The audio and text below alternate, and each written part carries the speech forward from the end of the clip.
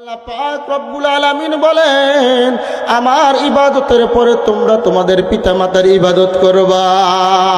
আজকে কি বর্তমানে পিতামাতার ইবাদত আছে?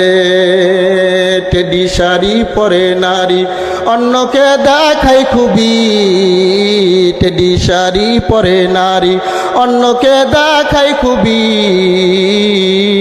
শয়তানে দেখিয়া বলে ওই নারী আমার ভাবি। আজকে টেডি শাড়ি পইরা টকবক করে মা বোনেরা রাস্তা দিয়ে হাঁটে।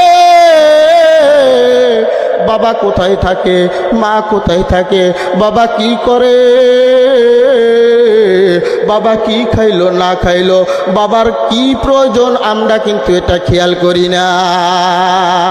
ও সম্মানিত হাজিরিন, এই জন্য আল্লাহ পাক রব্বুল আলামিন বলেন, আমার ইবাদত করার পরে তোমাদের এক নাম্বার ইবাদত হলো তোমার পিতামাতার খেদমত করা।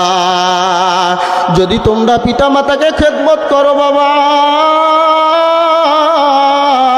আল্লাহ পাক রব্বুল আলামিন বলেন, ওই ব্যক্তির জন্য আমি আল্লাহ পাক রব্বুল আলামিন জান্নাত নামে দৌলত ওয়াজিব করে দিব। রাসূল সাল্লাল্লাহু আলাইহি সাল্লাম বলেন, যে ব্যক্তি পিতামাতাকে খুশি করলো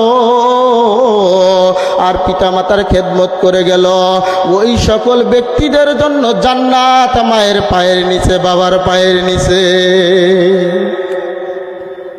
জান্নাত আমরা মক্কা মদিনায় খালি খুঁজি, কিন্তু নিজের ঘরের ভিতরে যে জান্নাত আছে এটার চিন্তাও করি না, ঠিক না? সম্মানিত হাজিরিন, একটা দৃষ্টান্ত দিলে আপনাদের ভালো বুঝে আসবে। এই জন্য আপনাদের খেদমতে কয়েকটা কথা বলতেছি।